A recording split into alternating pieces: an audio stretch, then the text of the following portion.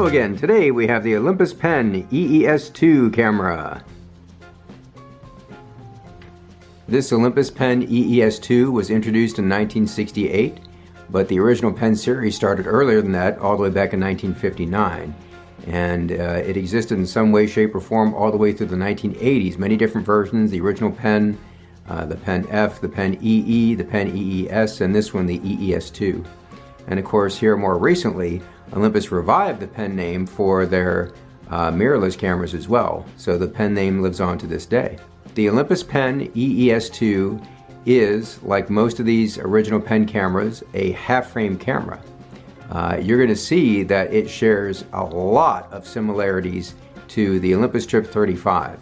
The Trip 35 was the full-frame 24 by 36 millimeter aspect ratio. This is kind of its little brother, and this takes 18 by 24 millimeter aspect ratio pictures. Half frame, so because it is half frame, you can squeeze twice as many pictures onto a normal roll of film. So let's say if you had a roll of film that has 36 exposures, you can get 72 out of one roll of film. And actually, in my experience, you can get probably a couple more than that. I've had as many as 75 pictures on the same roll. We're going to take a little closer look at the camera now and check out some of its specs. Alright, front and center we have the famous Zuiko lens here. It's a 30 millimeter lens, and it ranges from f2.8 to f22. Around the lens you can see that selenium cell here, and that of course will power the meter so that you can take auto exposure shots without a battery. PC sync there. Take a look at the top panel here. We've got hot shoe here, shutter release button here, frame counter, and you can see the frame counter actually goes a little bit past 72, so you can really pack in those shots on one roll of film.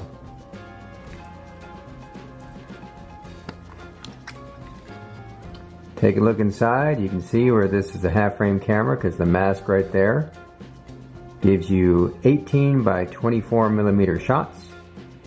That's how you can squeeze all those extra shots on one roll.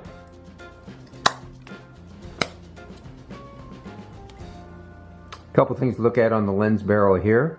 You can see it's right now set on auto, and that will give you that programmed automatic exposure. And if your selenium cell doesn't think you have enough light to make a decent exposure, a little red light will pop up in the viewfinder window. It'll prevent you from taking the exposure.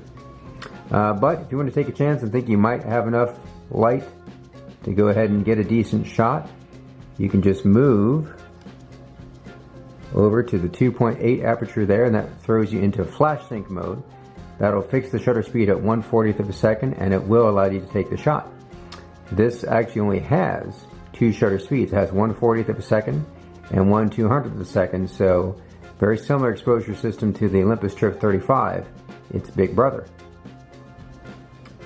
Here on this black dial you can see the different icons for the distances. So again, zone focus here.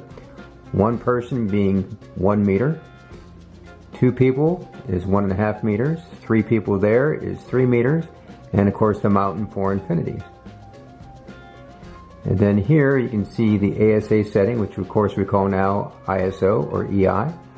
Goes all the way up to 400, 320, 250, 200, 160, 125, 100, 80, 64, 50, 40, and down to 25.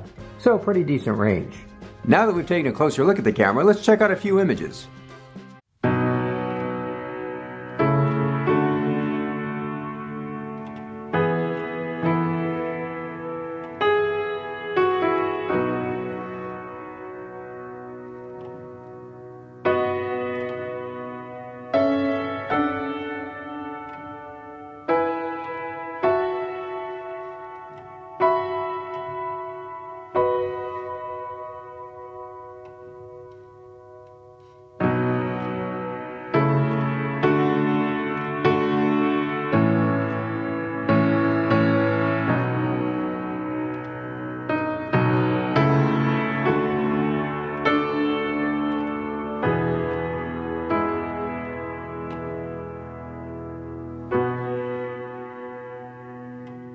The Olympus Pen Ees-2 Not going to be my everyday shooter, mainly because it's half frame, but I think the half frame can have its advantages too. One thing I like about this camera is if I'm going on a trip, maybe can't take a lot of film with me because space is at a premium, I can get sometimes 75 shots out of one roll of film, which is great.